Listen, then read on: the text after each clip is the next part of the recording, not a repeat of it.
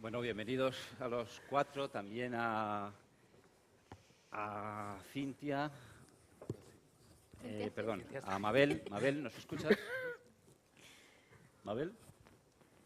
Bueno, además de Abraham, Andrea, Cintia y Daniel, iba a venir Mabel Cáceres desde el Perú, desde Arequipa, y no ha podido venir porque no ha conseguido tomar el avión en Arequipa por las manifestaciones que hay, por la situación que hay en el Perú en estos momentos. No sé si nos escucha, imagino que en algún momento la podremos oír. Probablemente ustedes, o casi ninguno de ustedes, sabrá quién es Rubén Zamora, José Rubén Zamora. José Rubén Zamora es un periodista guatemalteco que tiene 66 años. Hace poco más de año y medio estaba en España recibiendo el premio Rey Juan Carlos de Periodismo. Él es el presidente del periódico, de El Periódico de Guatemala, fundado en 1996. Él en estos momentos está preso en una cárcel en su país, en Guatemala, acusado de diversas cuestiones, entre ellas lavado de dinero. Este es un ejemplo de lo que está pasando en algunos países de América Latina, en los que se persigue a los periodistas de muchas maneras y, trágicamente, en algunos casos llegando a matarlos, como está ocurriendo con mucha frecuencia en México, en Colombia y en algunos otros lugares. Este es el tema de esta mesa y por eso tenemos aquí a Abraham, a Andrea, a Cintia y a Daniel, y bueno, también al otro lado del charco a Mabel. Cada uno de ellos tiene una historia o propia o colectiva de diferentes maneras de presionar a los periodistas, de impedir que hagan su trabajo. En el caso del periódico de Guatemala, este premio precisamente se lo dieron por su larga trayectoria de control de la corrupción de los gobiernos de ese país, y probablemente por eso su presidente, su fundador, está hoy en la cárcel. No, desde luego, porque ninguno de los delitos de los que se le acusa sean ciertos. Al fondo está Abraham. Él es un periodista cubano, llevas más de un año viviendo en España, en concreto en Barcelona. Cuéntanos por qué tuviste que venir a España. Ya, bueno, en realidad todavía no cumplo un año, quedan un par de semanas, un mes. Bueno, llegué a Barcelona de manera intempestiva después de padecer el acoso y la persecución del gobierno de mi país por hacer periodismo independiente en Cuba. Yo escuchaba a Ignacio y me parecía, obviamente uno conoce el trabajo y tal, pero cuando escucha las interioridades, todo eso me suena a mí a su realidad, ¿no? Eso es imposible hacerlo en contextos como el cubano. Y bueno, yo junto a unos amigos intenté hacer una especie de medio que con esas mismas particularidades, y bueno, ese es el motivo por el cual estoy acá. Durante 6 años el gobierno cubano nos persiguió, nos acosó. Bueno, primero hay que explicar que en Cuba todos los medios audiovisuales, todos los canales de televisión, todas las emisoras de radio, todos los periódicos, todas las revistas están subordinados por ley al Partido Comunista de Cuba, que a su vez es el único, por ley, organización política permitida por el gobierno. Entonces, hacer periodismo fuera de esa sombría legal te implica que el gobierno te asuma como un delincuente, ¿no?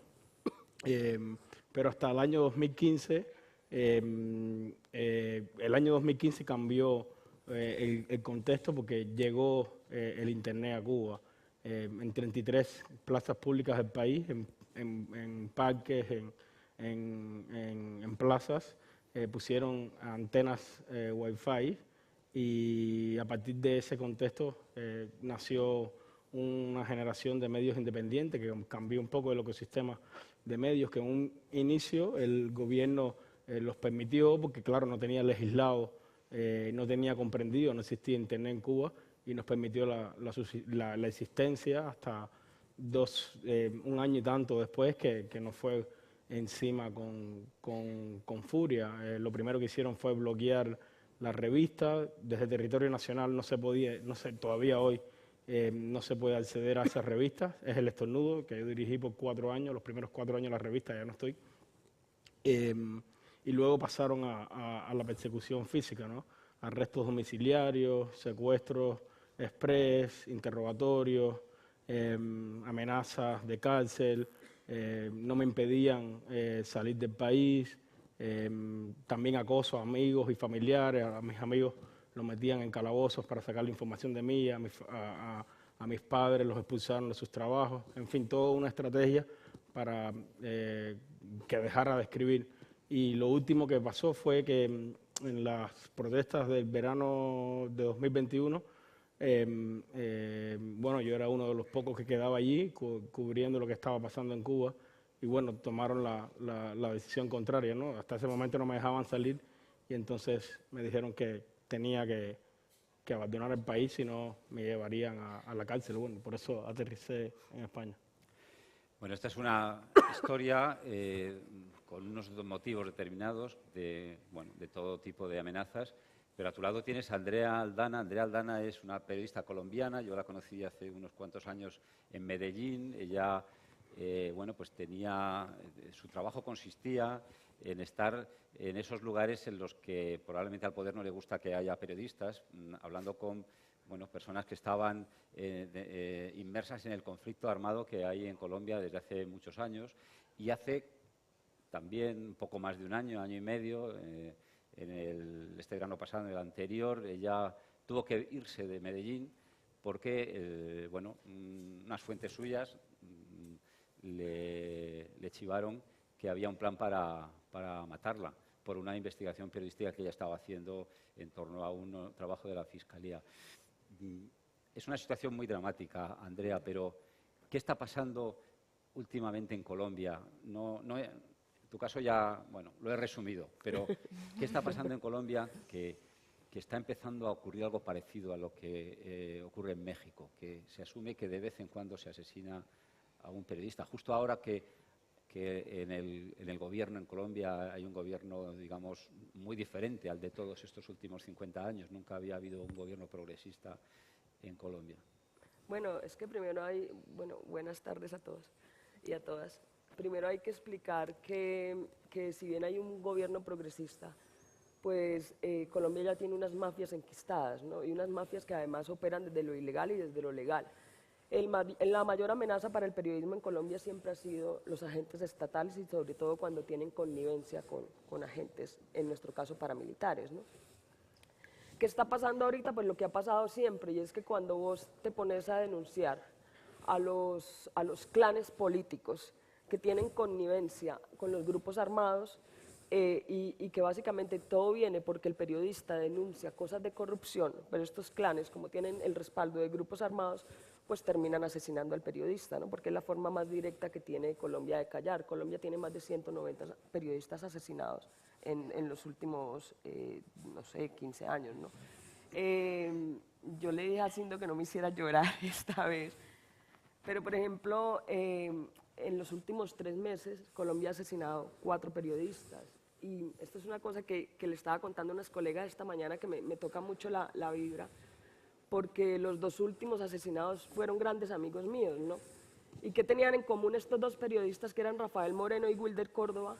Pues que eran periodistas locales, periodistas regionales y periodistas de la periferia, ¿no? Entonces, pues ¿qué pasa? Que denunciaron actos de corrupción de los clanes políticos que tienen cooptadas parte de la nación. Uno denunciaba a los clanes del sur del país en Nariño y el otro el norte en Córdoba. Denunciaron contratos, siempre son contratos, siempre son dineros, y pues nada, y siempre llega el sicario de la moto y silencia al periodista, ¿no? ¿Qué está pasando eso? La enorme corrupción que tiene Colombia, el deber que tenemos los periodistas de denunciar estas connivencias de los agentes estatales o los representantes del gobierno, y pues como respuesta tenemos un grupo armado que viene y te silencia, ¿no? En el caso de Wilder fueron las disidencias de las FARC, bueno, las investigaciones apuntan a las disidencias de las FARC, en el caso de Rafael, pues al paramilitarismo, ¿no? Y eso es lo que tenemos. ¿Y por qué no cambia con Petro? Con Gustavo Petro, que es el nuevo presidente, primer presidente de izquierda que tenemos en Colombia, porque Petro dura 4 años, ¿sí? Y estas mafias llevan ahí 30, 40, 50 años enquistadas y reproduciendo este modelo de acallar la figura del periodismo, ¿no? Eso es básicamente lo que está pasando en Colombia y va a empeorar. Va a empeorar porque precisamente la gente tiene miedo con este gobierno, entonces trata de amarrar y quedarse con más contratos. Los clanes políticos tienen miedo de perder el poder, entonces hacen más evidente la corrupción y pues el periodismo la pone en evidencia. Eso es lo que va a pasar en Colombia si Petro no afina pues mecanismos integrales de seguridad, ¿no? Cintia Membreño trabaja en Confidencial de Nicaragua, pero no viene de Nicaragua, viene de un país que no voy a decir europeo. Y el director de Confidencial de Nicaragua, que es Carlos Fernando Chamorro, tampoco vive en Nicaragua, ni el equipo periodístico de Confidencial vive en Nicaragua, están la mayor parte de ellos refugiados en Costa Rica. Pero este problema no existe solo en Nicaragua, existe en Honduras, en El Salvador, en Guatemala, y hay peligro de que exista también en Costa Rica, que pasaba por ser el país más moderno y más tranquilo de Centroamérica. Cuéntanos, ¿qué está pasando? Bueno, no sé si nos hemos dejado El Salvador, que nos hemos dejado, en el que tenemos grandes amigos, que tampoco viven en El Salvador ya casi ninguno, los periodistas del Faro, que también han tenido que salir corriendo porque tenían graves amenazas de ser detenidos en cualquier momento. Y esta es un poco la fotografía rápida, explícanosla tú un poco. Sí, yo creo que a veces nosotros, bueno, en Nicaragua nos reímos de la desgracia porque es lo único que queda hacer. Y decimos, es como que todos estos gobiernos están siguiendo un guión y siguen un ejemplo. Entonces, en Nicaragua empezó a incrementar el acoso, aunque ya había un precedente de limitación de la libertad de expresión y de prensa, pero cuando se agravó la crisis política, el acoso se incrementó, al punto en que en diciembre de 2018 nosotros llegamos a una sala de redacción que fue asaltada y confiscada, y que ha sido asaltada y confiscada 2 veces y hemos salido al exilio 2 veces. Por lo tanto, el trauma es por partida doble y así ha sido el duelo migratorio también. Y lo que nosotros vemos es en Nicaragua, por ejemplo, la confiscación de medios de comunicación en la capital, pero también el cierre de medios locales que también son vitales para que las comunidades rurales se informen.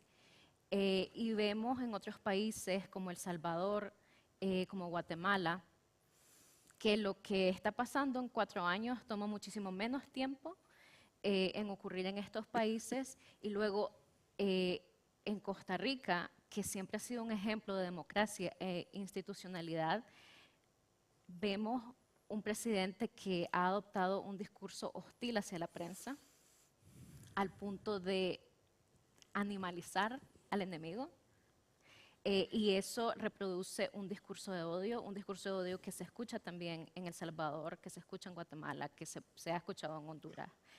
Y vemos también que el acoso no solo, que las implicaciones de este discurso no solo se traducen en asesinatos y en fabricación de delitos, sino en espionaje, en ciberespionaje, como pasaba con los colegas de El Faro, pero también espionaje que no sale precisamente a la luz y que muchos periodistas callan porque temen por su familia.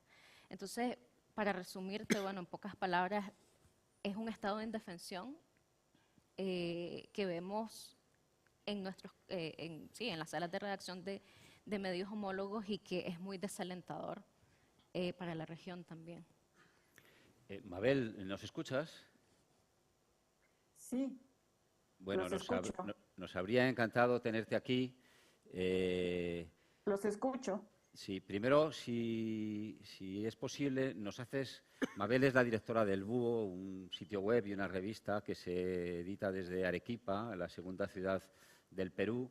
Es un equipo pequeño, pero extremadamente poderoso, que está manteniendo una tensión informativa muy importante en estos momentos tan complicados que está viviendo el Perú. Mabel, haznos un resumen de la última hora de lo que está ocurriendo.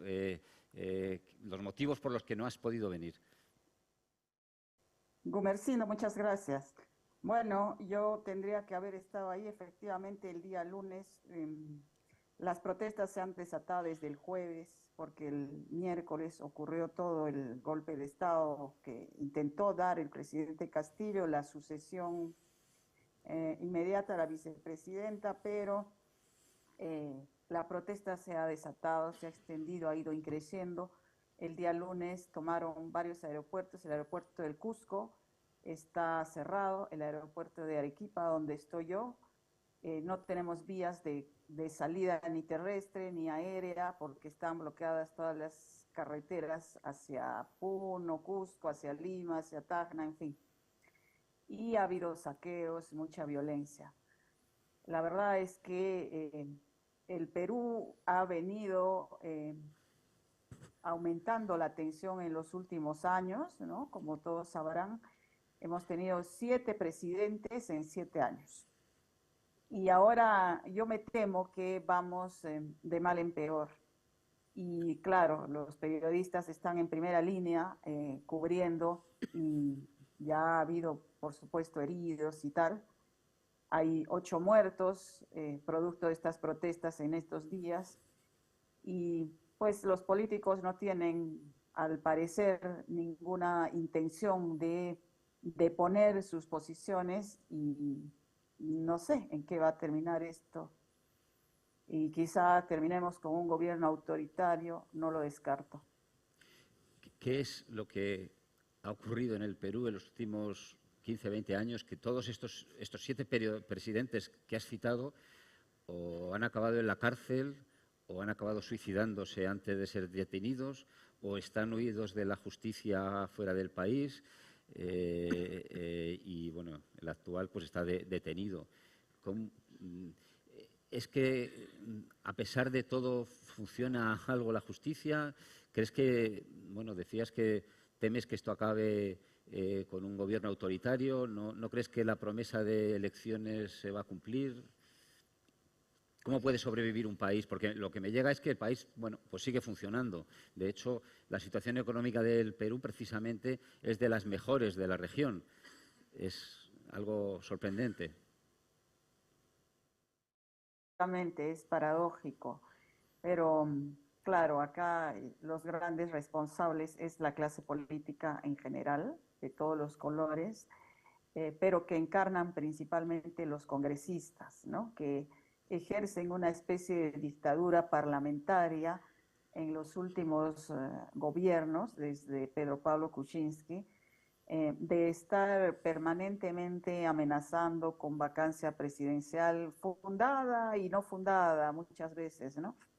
En fin, y lo que hay ahora es una reacción desde las regiones, ¿no? Antes la protesta se centraba en Lima, esta vez son las regiones que habían votado por Pedro Castillo, se habían sentido representadas por el origen y el simbolismo, digamos, de la clase social y el tipo de los rasgos, en fin, del expresidente Pedro Castillo. Así que lo que se está es confrontando postergaciones históricas, el racismo, que es muy fuerte en Perú, aunque haya pasado desapercibido probablemente todos estos años, pero que ahora se expresa en esta polarización que vive el país. Y económicamente sí, digamos, cifras macroeconómicas están funcionando aún, pero es imposible que con esta situación ahora eso pueda seguir así, porque los comercios no están funcionando, y definitivamente va a haber problemas con las exportaciones, las mineras y otras grandes empresas que tenemos están trabajando parcialmente. La conflictividad social no va a permitir que la economía siga, digamos, imperturbable, ¿no? No lo creo. Así que también tenemos ese riesgo. En esta mesa estamos hablando de la seguridad de los periodistas, de si tienen libertad para ejercer su trabajo. ¿Cómo es la situación en el Perú en estos momentos?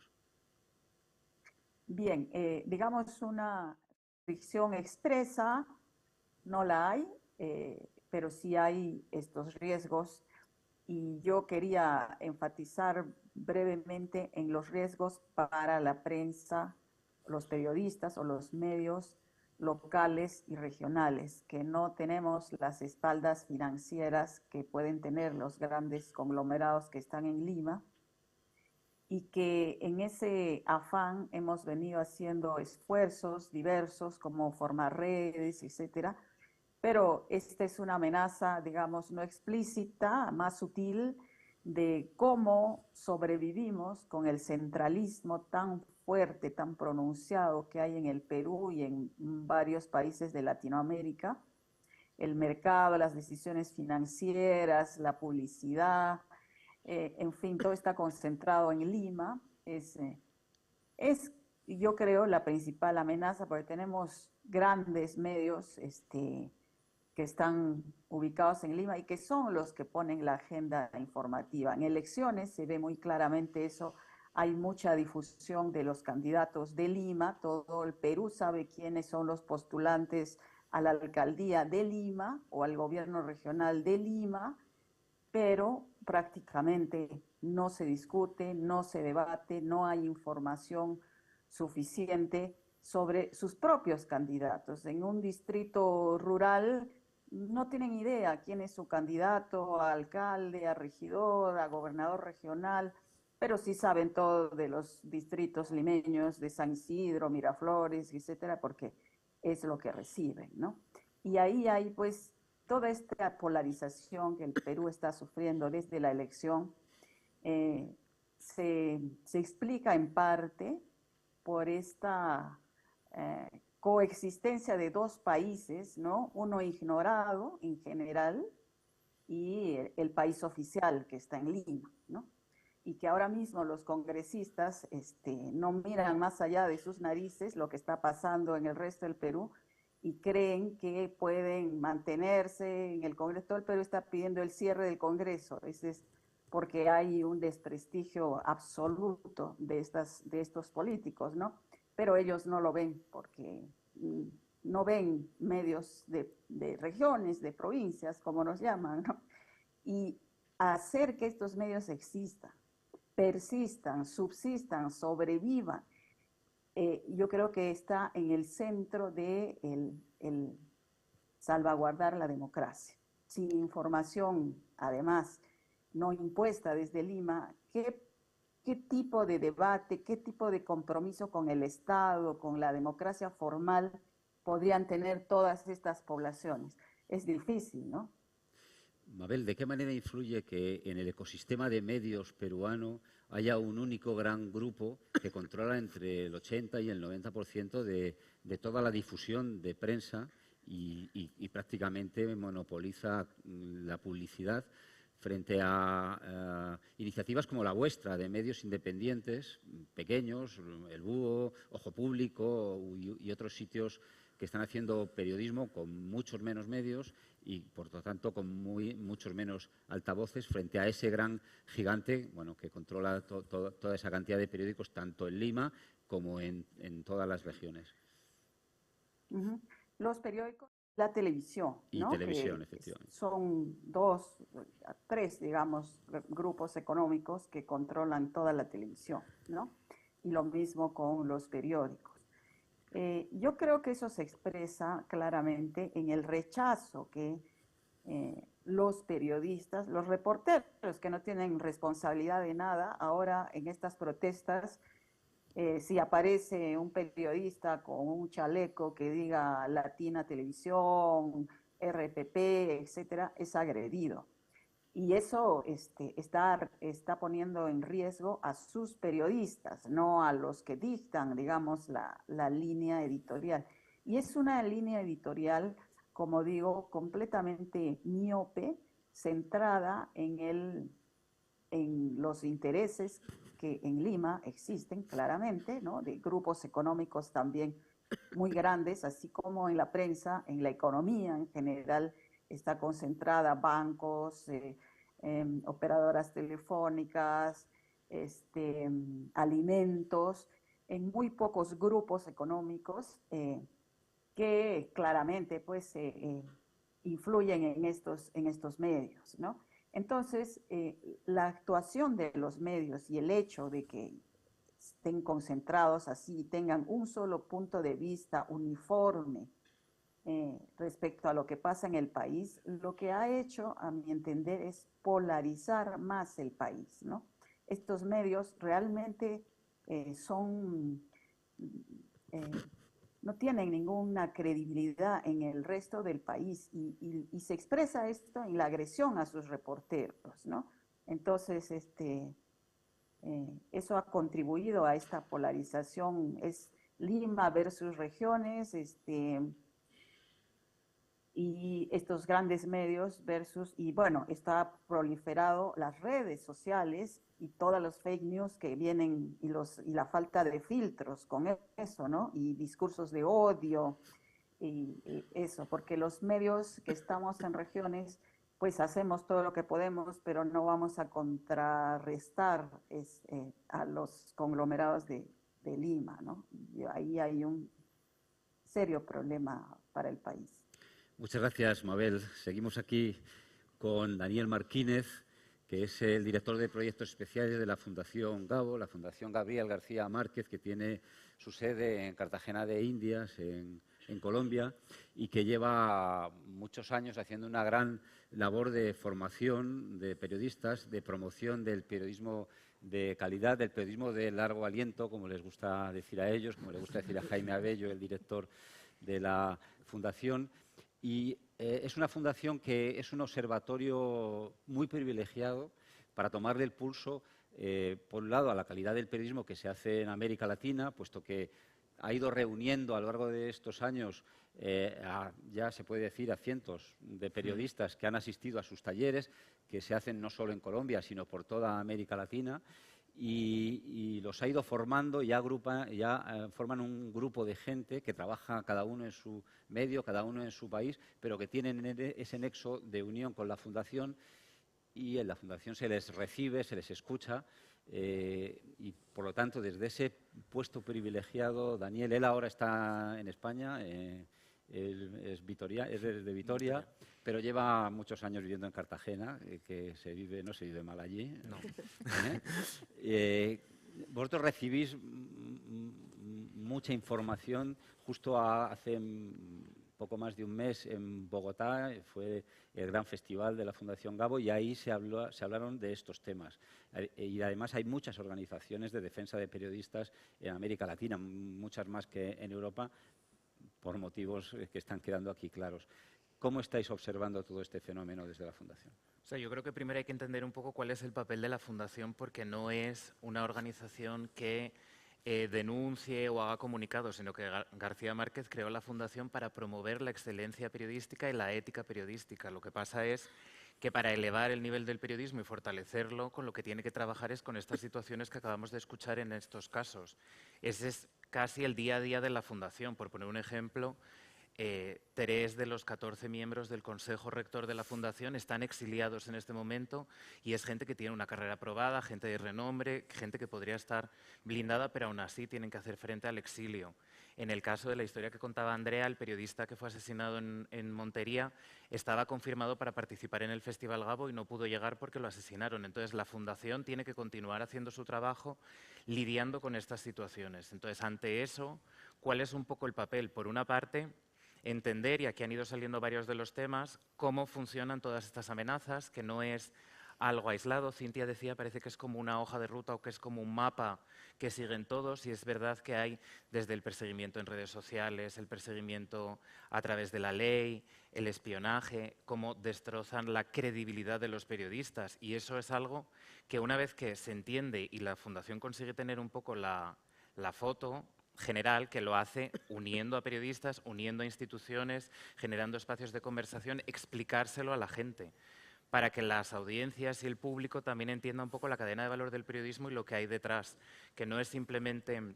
En el último tiempo se escucha muchas veces, no, el periodismo desinforma, los periodistas mienten. Bueno, no es tan así. O sea, es entender qué es lo que funciona detrás, cuáles son las situaciones, que no son casos que se vuelven paisaje. Entonces ahí se generan relatorías, se genera información.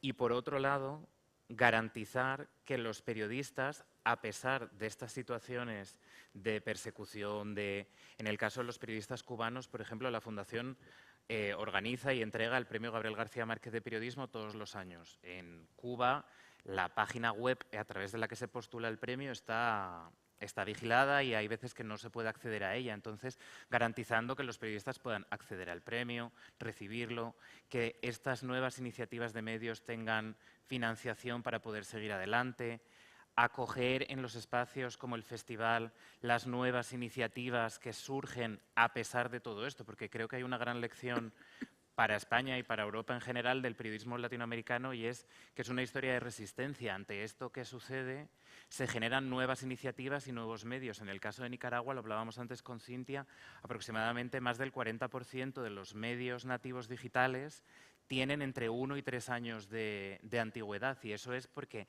ante la crisis política han tenido que ingeniárselas y recurrir a nuevas formas de narrar a través de otras formas de organizarse, periodismo colaborativo. Entonces, ¿qué hace la Fundación? Tratar de encontrar estas iniciativas, acompañarlas y, sobre todo, yo creo, como contribuir a recuperar ese prestigio, que es lo que se pierde. Y en la compañía también un tema que quería mencionar, y es que muchas veces hablamos de persecución, hablamos de amenazas, hablamos de exilio, pero no es solamente eso, es que hay que seguir haciendo periodismo. O sea, el periodista sigue trabajando y además es algo que no afecta solo a su oficio, sino que afecta a su vida personal. Y ahora que se habla tanto de los temas de salud mental, también es como un tema a tener en cuenta, que muchas veces parece como un tema secundario y que no importa, pero es que esto altera completamente la vida de la gente. Entonces yo creo que es como eso, contribuir a entender y generar espacios. Claro, porque en España sí que ahora estamos empezando a hablar los periodistas de salud mental, porque tenemos mucho estrés, porque trabajamos muchas horas, porque tenemos a veces mucha responsabilidad o porque tenemos, eso está ocurriendo, mucha presión en las redes sociales. Pero claro, hay que darse cuenta, eso es una cosa, pero otra es de la que estamos hablando, ¿no? Que no tiene nada que ver. Cintia, recogiendo una cosa que ha dicho Daniel, tú eres responsable de fidelización de audiencias en Confidencial. ¿Cómo sobrevive un medio como Confidencial cuando ni siquiera puede emitirse en el país para el que va dirigido y, por lo tanto, ni puede comercializar la publicidad y además las acusaciones que se le hacen es de que está lavando dinero, de que está... ¿Cómo sobrevivís? Y esta pregunta también podemos trasladársela a las otras situaciones de medios como El Faro, de otros medios que realmente tienen una situación económica extremadamente frágil. Ya la tenían antes, Claro. ya era complicado antes. En este nuevo escenario, ¿qué hacéis? ¿Cómo se sobrevive? Es un rompecabezas. Yo creo que, por lo menos en el caso de nosotros, cuando nosotros somos forzados al exilio, reaccionamos y decimos, ok, a nosotros nos expulsan de la televisión nacional, bueno, vamos a irnos a YouTube. Creo que una de las claves de la sostenibilidad de los medios de comunicación ahora y sobre todo de los medios en el exilio es que las plataformas digitales, pues aparte de que tenemos una relación amor-odio en muchas situaciones, han sido realmente un salvavidas, porque nosotros no hemos ido a esos espacios digitales y las audiencias buscando información, no solo las audiencias que existían en los formatos previos, sino las nuevas que se dan cuenta del valor del periodismo independiente en una crisis política, se van con nosotros. Entonces, realmente es muy, te conmueve mucho ver que hay personas dentro o fuera de Nicaragua que cuando vos haces un llamado para la donación, como lo hicimos en nuestro caso, y que después se convirtió en un programa de membresía,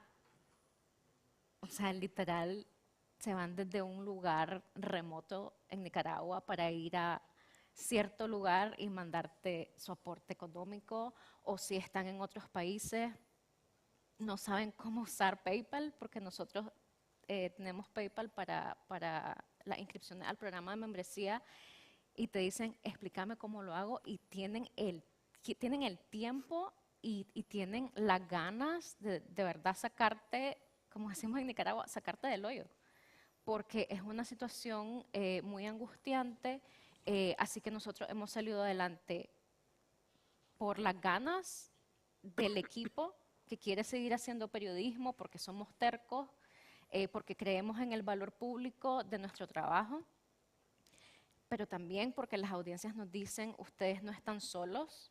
Y yo creo que en esos momentos críticos, saber que tenés el apoyo de las audiencias de verdad te motiva a levantarte todos los días, a hacer tu trabajo, aunque estés pasando por una crisis emocional y un duelo migratorio muy fuerte.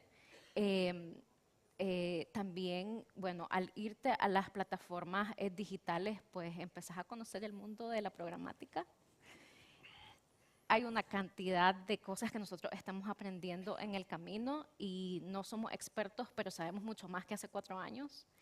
Y podemos compartir nuestro conocimiento con otros colegas, entonces en medio del exilio pues también ayudar a otros permite que la sostenibilidad se garantice en el ecosistema de medios. Y el apoyo de organizaciones internacionales que también salen pues a darnos su respaldo en medio de situaciones en las que tenés que salir del país y tenés que sacar adelante tu medio en condiciones que son muy, muy duras. Así que, bueno, nosotros lo vivimos antes, pero llegan colegas de El Salvador y te dicen, ¿cómo hicieron ustedes? Entonces compartimos ese conocimiento y de esa manera nos aseguramos que lo que no se está haciendo, pero se puede prever, se pueda prever para cuando a otros les toque pasar por una situación tan fuerte como la que pasamos en Nicaragua. Y tú, Andrea, que viniste, pues eso ya lo hemos dicho, hace más de 1 año y medio a España, que venías con las manos en los bolsillos y en una situación anímica muy complicada, y ahora, bueno, yo creo que vives en Madrid, te desenvuelves con normalidad, sales a bailar, pero también trabajas, que todo hay que decirlo, no vamos a estar, pero también trabajas ya, ahora estás trabajando y estás viviendo de tu trabajo. ¿Cómo sobrevives en una ciudad que al final te ha acogido, pero es una ciudad cara, no es una ciudad sencilla para sobrevivir? Has tenido, entiendo, al principio ayuda de algún organismo, alguna organización internacional que te ha ayudado, pero ahora ya estás colaborando con medios de tu país, de Colombia, al que, por cierto, de momento no puede volver, esa es la realidad. Pero ¿cómo te has conseguido organizar? Pues a ver, esto ha sido muy difícil y quiero retomar lo que dijo Dani, especialmente por el aspecto psicológico. A mí me tomó casi 1 año poder sentar la cabeza para poder hacer periodismo. Pues, ¿qué es lo que pasa? Que yo tenía como una carrera ya de más de 15 años en Colombia y pues había construido un nombre y una credibilidad. Entonces, afortunadamente, hay medios que todavía quieren tenerme como en su trabajo y pues hace bastantes meses yo, por ejemplo, soy la editora general de un medio de Colombia que se llama Pacifista. También colaboro con un periódico que se llama La Nueva Prensa, que es de investigación. También soy columnista del Espectador y también soy del equipo de Universo Centro, ¿no? El periódico de Medellín. Pero en últimas son 4 trabajos, ¿no? 4 lugares a los que tengo que responder, además con horario colombiano, que es las 2, 3 de la tarde de la tarde que acá. hoy estaba en Santiago y no ha venido a la comida porque estaba trabajando. Sí, no almorzaba. Y es muy difícil porque te toca lidiar la crisis laboral de tener estos 4 lugares y responder para 4 lugares. Encima, empezar a hacer proyectos en España porque estoy tratando de sacar talleres porque ya quiero trabajar con horario normal y ganar en euros porque pues nada fácil es ganar en peso colombiano y pagar todo en euros. Y nada, pero no tengo, o sea, sí salgo, bailo, está bien, lo hago. Pero pues realmente... Yo lo cuento porque lo pones en Instagram, si no, no lo contaría. Pero la crisis, el desgaste físico es enorme, el desgaste mental es enorme. Y en últimas, pues tú te recuperas y piensas que te recuperas, pues a grosso modo, lo voy a decir, yo hace 10 años fui víctima de una agresión sexual brutal. 3 años después fui víctima de una golpiza y pues son cosas que apenas estoy sanando, ¿no? Y la última agresión que tuve, pues que fue hace año y medio, pues las estoy sanando, llevo 8 años en el proceso de sanación. Por fin siento que puedo empezar con una nueva vida, un nuevo país, pero pum, matan a 2 amigos en un mes o en 2 meses. Y lo peor de todo es que vuelve como la crisis mental porque además empiezas a sentirte culpable porque estás vivo. Porque tú la salvaste, pero ellos no, ¿no? Y la salvé por Reporteros Sin Fronteras de España, no por mi país, porque fue Reporteros quien me sacó, ¿no? Y entonces es lidiar con el desgaste mental por lo laboral, porque tienes todos estos trabajos allá y acá, y porque todavía tienes desgastes emocionales, ¿no? Y siguen sumándose los desgastes emocionales.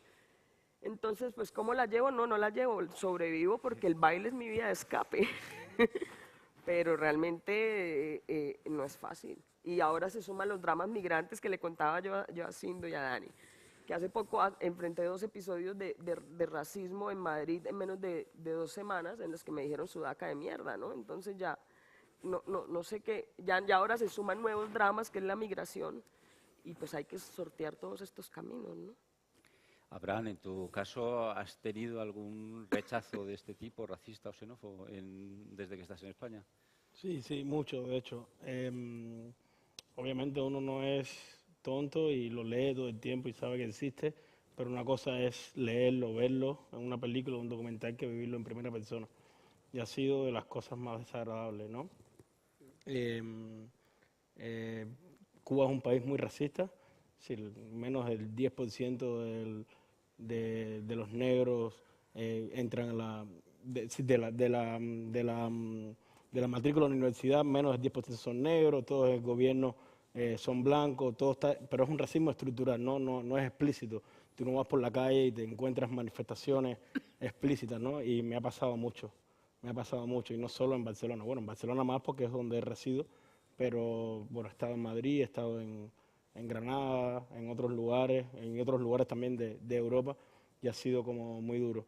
No, y es justamente eso, ¿no? Lo que hablaban los colegas, que muchas veces la gente asume como el exilio, como, bueno, saliste del peligro y se acabó ya, pero no, toca sanar todo eso y ver cómo continúas, ¿no? Porque llegas a un lugar nuevo, un lugar distinto, cómo rehaces tu vida, y en mi caso particular, yo nunca había salido de Cuba. Y eso implica, además, no solo el duelo migrante, comenzar a vivir el proceso migrante, sino todo lo que es Cuba distinto al resto del mundo. Porque tú puedes salir, el que migra de España, el que migra de Brasil, el que migra incluso de Estados Unidos o de Alemania, va a sufrir un proceso. Pero si tú migras de un país como Cuba o como un par más que hay por ahí en un solo saquito, como Irán o Corea del Norte, el proceso es distinto. Yo nunca me había montado en un metro, yo no tenía cuenta bancaria, yo nunca había visto la publicidad y el capitalismo me tiene loco. Como mismo me tenía loco el otro lado. ¿Qué pensabas cuando llegaste a Barcelona y entrabas en un supermercado? Entonces estás en Cuba y te dicen, bueno, cuando salgas vas a escapar y te vas allá a bailar de verdad, y los chocolates y la vida y las camisas, y es como yo no quiero saber nada de eso, me tienen absolutamente descoordinado.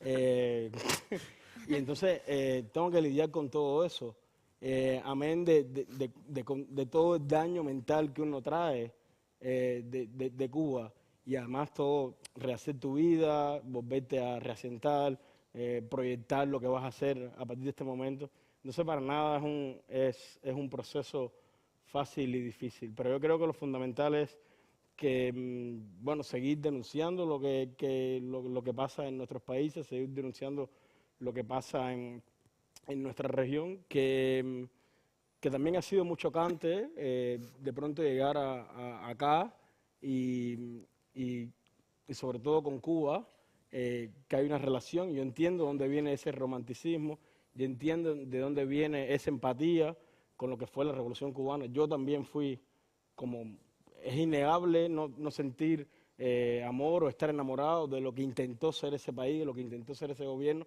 pero todo eso se torció en el camino. Ya nada de eso existe, no quedan, todo eso es ceniza.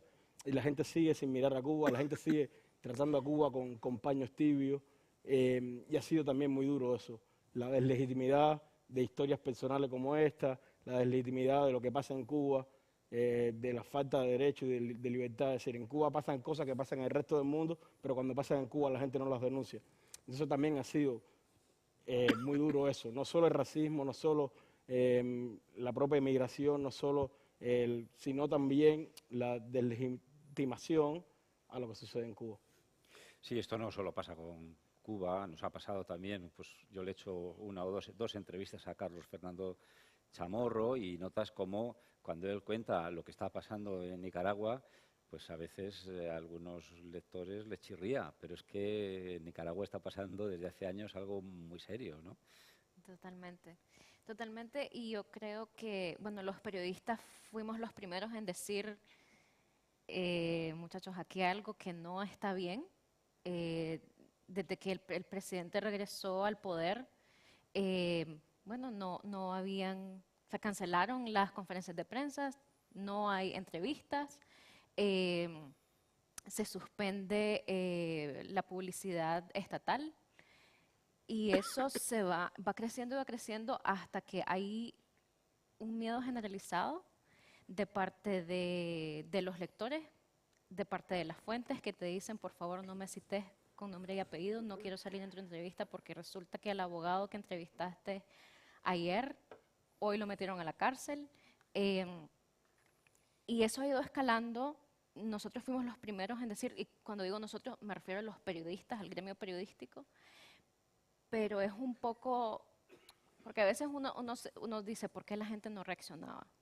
Porque la gente no estaba poniendo atención o no priorizaba escuchar este tipo de denuncias, y por lo menos en un país como Nicaragua yo creo que, y hago eco de lo que dijo Carlos Dada en el encuentro iberoamericano del año pasado, a veces es hasta injusto pedirle a un nicaragüense que no sabe qué va a comer mañana, que se preocupe por las cosas las cosas que nosotros estamos viendo.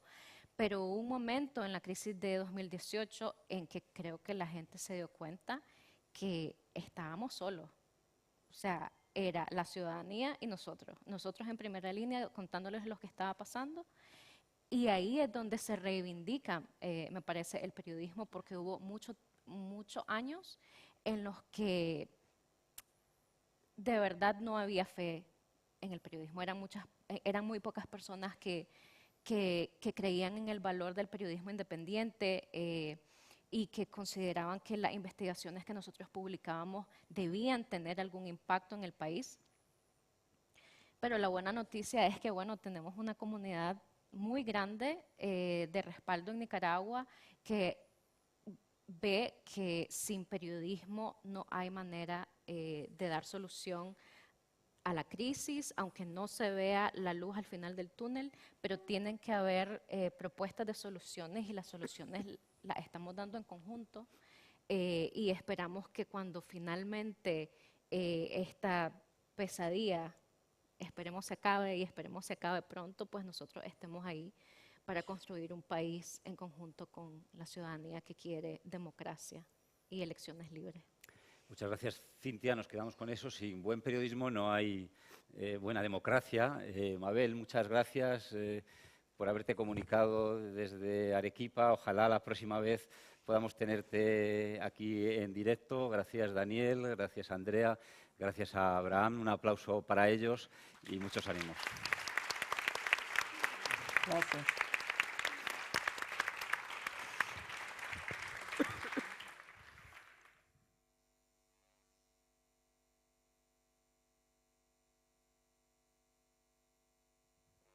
Muchísimas gracias.